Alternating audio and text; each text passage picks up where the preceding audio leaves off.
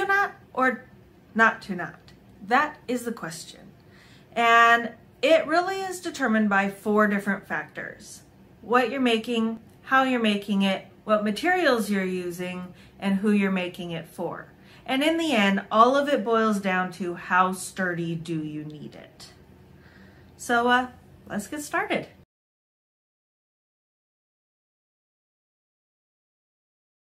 So what you're making really matters a lot. Some things really can't stand to have knots. And basically there's one thing that absolutely cannot stand to have knots, and that's socks. Because what happens when you're wearing socks is you are putting all of your weight basically on an area that's about the size of the palm of your hand. And we tend to put a lot of pressure in our shoes around our toes and on the bottom of our feet. So you cannot have knots there.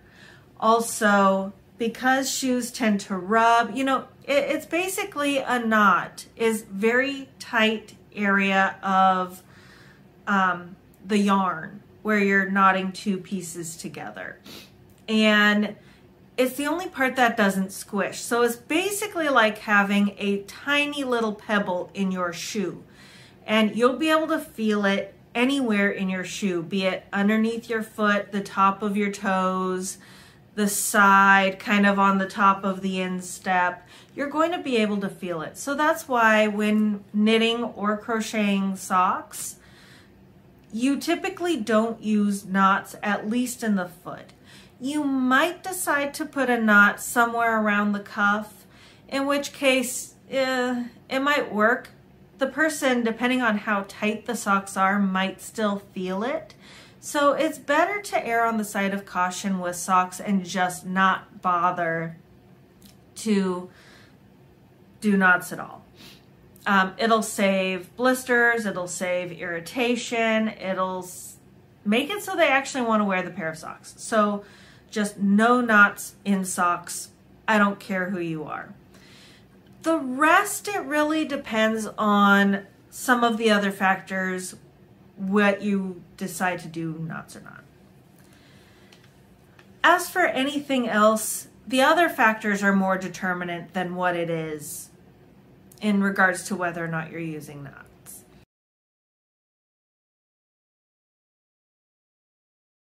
The next biggest factor is how you're making it. And in this term, I'm talking about knit versus crochet.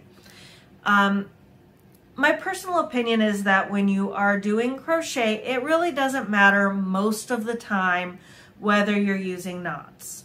I find knots to be much more secure, and the nature of crochet, because you've got loops within loops, even if a knot winds up kind of on the side, it usually isn't very noticeable, especially if you're doing something like magic knot, which is a very teeny tiny knot when done successfully. So, you know, you can have it along the side of a stitch. A lot of crochet stitches are some variation on a single or a double crochet, which you do wind up with loops within loops. So, you know, if you've got the single crochet and you've got, you know, one part of the stitch goes this way and the other one tees it, chances are you're going to be somewhere in here is where your knot's going to wind up. And that isn't noticeable at all. Also, there's a very good chance that your knot's going to be somewhere in this T portion, which is where another stitch loops around and it's going to be hidden.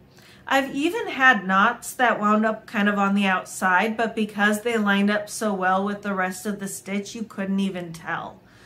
Because, you know, you're looking at a garment or a blanket or a scarf or whatever it is. As a whole, you're not looking at, you know, such fine details. The knot winds up hidden. It isn't the same case for knitting, because knitting, I drew something.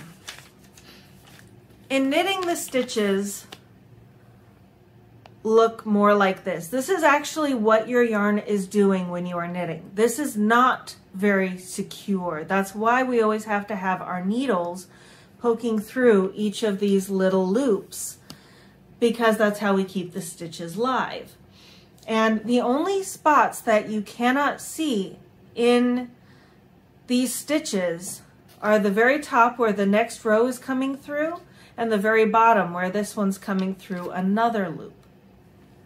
So as a result, a lot of stitches, particularly like stockinette, where you see a vast majority of the stitch, it's very hard to hide a knot. It will look very different. It'll be a particularly thick little clump, and especially if it's something that you're going to be lying on or sitting on, you can definitely feel it because it'll be very different from the entire rest of the thing. I mean, there's a reason we typically don't crochet socks, and it's because you can feel every stitch because of the nature of the stitches, the thickness of those stitches.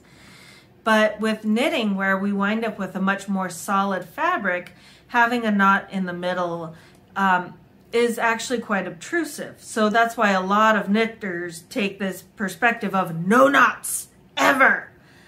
No knots. And a lot of the times that makes sense. So if you're knitting knots, particularly in the middle, if you need to change from one ball to another of the same color, there are better ways to actually make the transition that are much less noticeable and won't affect the drape squishiness or general look of the piece.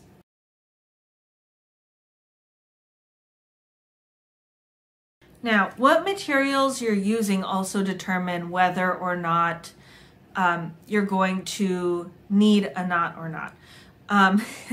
So woolen material oftentimes doesn't need a knot. So, you know, the slightly scratchy made from wool material that grabs itself very easily, knots aren't necessarily necessary.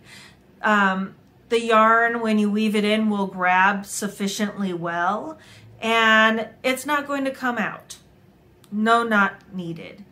There are some acrylics that feel more like wool and as a result may not need to have a knot. Also, very slippery yarns sometimes don't take to knots very well because the knots can slip out. I have a lot of trouble with Caron's Simply Soft holding magic knots.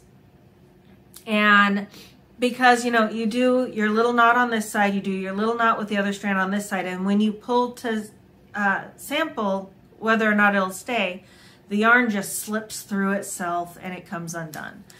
So in this case, doing something differently where you are weaving in with the grain and you are actually splitting your yarn, where the yarn is going through itself at least 3 times, is much more sturdy and secure because it's not going to be able to pull out of where it's split. So things like a Russian join for a very slippery yarn might work a little bit better. Or just as you're weaving in, you know, you weave it in following your stitch for knitting, and then you turn it back and just take it straight through. So the yarn's going up and down and up and down and up and down. And then you go through twice, once here, so you're actually pushing it through the stitch. And then it comes through and it comes through the other way in a slightly different spot. That won't come out. It will be very secure. Most other yarns that can handle a knot, knots are probably fine.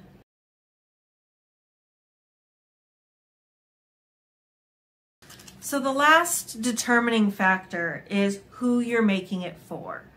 So the time where you knot all the time, regardless of whether you're knitting or crocheting, is when you are donating, particularly to adults. So when you're donating to the homeless, the elderly, or the disabled, you want knots because these people, you know, the homeless get very dirty and they put their items under a lot of pressure with pulling and moving and just generally having to live on it so constantly. The elderly or the disabled, you know, they're oftentimes dealing with things like wheelchairs or other equipment. And if you wind up with, you know, a piece of a blanket under a big, heavy adult person's butt and they need to yank it, you don't want it coming undone because you didn't sufficiently weave in your ends. So at that point, knots are a sturdying element that make it so that this piece isn't going to fall apart on somebody who's treating it roughly. Also, a lot of these items cannot be hand wash only. They need to be machine washable, just as a side note. But other times where you really don't want to do knots is for newborn babies, because newborns don't move around very much and they have a tendency of, you know, having very sensitive skin. So you don't want a knot to create a blister or any kind of irritation. So not doing knots and making sure you are sufficiently weaving in your ends, though for these little kiddos, you probably want to make sure it's machine washable anyway. You know, you want to make sure that you're not going to damage the baby, basically. But for toddlers and children who are going to roughhouse, treat their stuff like crap, chew on it, for safety reasons at this point, you don't want to risk strands coming out, and you don't want to risk choking hazards or strangulation hazards. So it's very important to make sure you've got knots securing the edges of your pieces. Not to mention, you know, toddlers are moving around, they're rubbing, you know, crawling involves a lot of rubbing against the ground and stuff. They're building up more strength in their skin, so a knot isn't going to be as irritating to a toddler as it is for a newborn. So knots are very handy. But if you're dealing with something you're giving to an adult, or you know you're going to be taking care of it yourself, basically anybody with any sense to actually take care of the thing, at that point it's entirely up to you whether you use knots or if you simply weave in your ends. You know, as long as the other person's sensible and actually listens to your care instructions, you know, whatever you want to do is perfectly okay.